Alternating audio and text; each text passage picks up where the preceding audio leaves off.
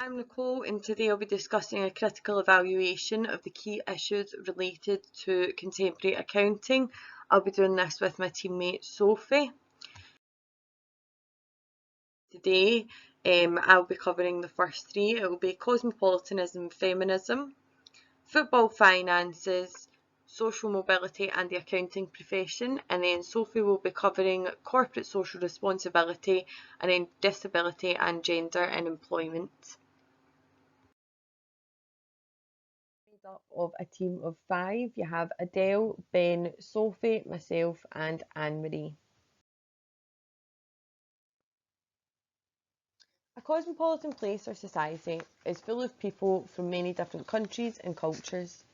Someone who is cosmopolitan has had a lot of contact with people and things from different countries and cultures, and the result is very open to different ideas and ways of doing things.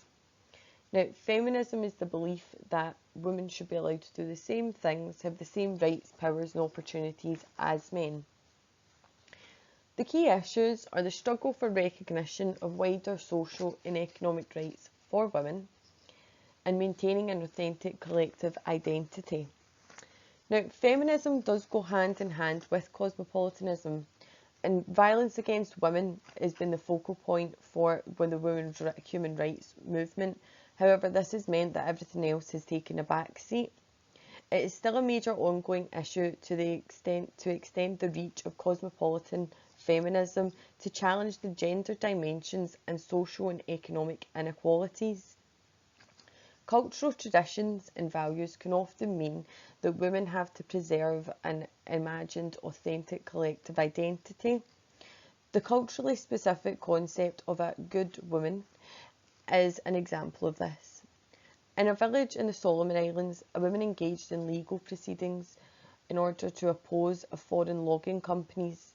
By doing so, she was viewed by her community as being morally wrong and not being a good Malaysian woman. Her actions had been seen as a step too far into uncharted and fear-inducing cosmopolitan territory. This was due to men wanting to keep control over village politics. Now, by the women challenging the men and the logging companies, this was cosmopolitan initiative that was not grounded in local cultural traditions and values, and this is the one true thing we can do to challenge this. Football financing issues. Now, revenues for football clubs are generated in many forms. This can be through things like ticket sales, TV deals, sponsorships, image rights, and even merchandise. However, this can vary due to what league the club plays in and also its potential fan base a club has. If we look at ticket sales, the supporters of clubs are unproportioned, which causes a major impact on their revenue. For example, Rangers and Celtic hold a majority fan base in Scotland, instead of society supporting their local teams such as Hamilton Accies, which allows the bigger clubs to buy better players and pay higher wages. And players' salaries are approximately 98 to 99% of the operating costs of a business. Now, this makes it difficult for the lower revenue clubs to bid for players that are better as they can't afford to pay them. And this leads to sourcing lending options, which is more debt, which is more money for the company. Now, the best way of combating this issue would be a salary cap. A cap would possibly reduce overspending and be in the interest of competitive balance, financial stability and basic moral fairness going forward. A cap would also feasibly have the effect of easing the pressure on small market clubs. The EFL applied for a salary cap in August 2020. The PFA states that this was unlawful and should not be enforced. Due to COVID-19, clubs are losing revenue. A salary cap is looking like the best way to keep clubs from going under. However, this is still being an argued issue.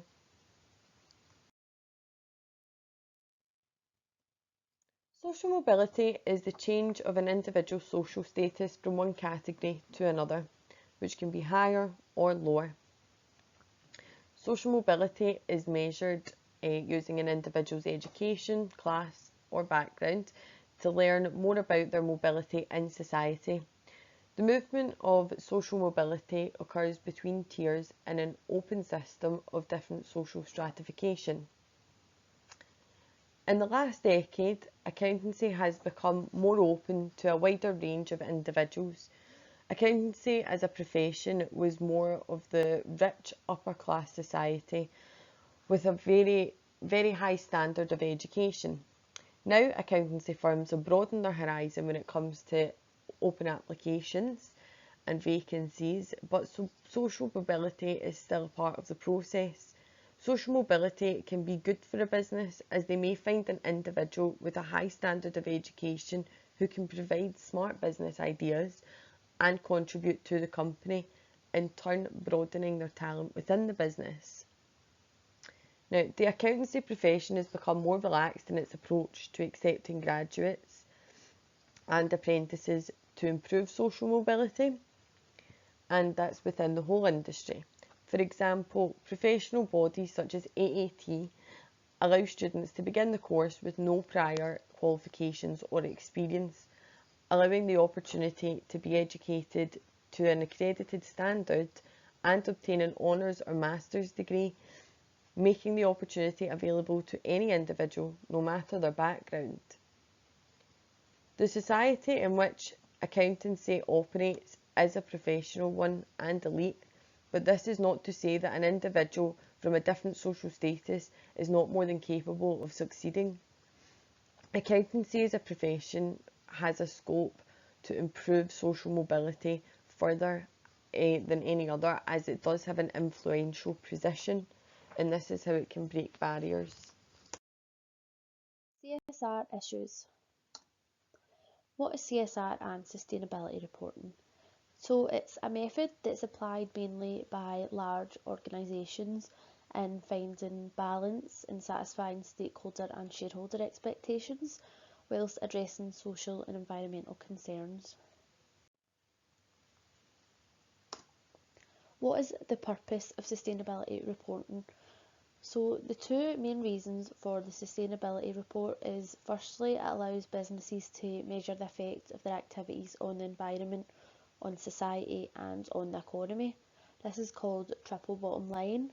Then secondly, it's to communicate externally with stakeholders with regards to targets set for their sustainable development and CSR performance. What is the aim and benefits of CSR? The aim of CSR is to become aware of the triple bottom line in the three areas involved and to contribute to them in a positive manner. Along with this, CSR aims to provide ethical and sustainable activity, as well as to generate goodwill and positive reputation. Benefits of properly executed CSR concepts are enhanced access to capital, increased sales and profit, positive recognition from possible investors, and improved productivity. But most importantly, it is the fact that society benefits from the charitable activities. Disability and employment. 15% of the world population are considered disabled. Medical, charity and social are the three different stigmas in which the world views disabled people. 1 in 7 of self-employed UK workforce are disabled. This is because it can meet their needs better.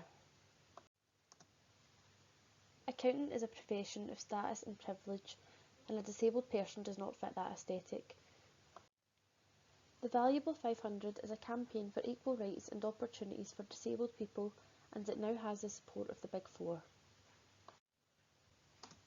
Gender and employment.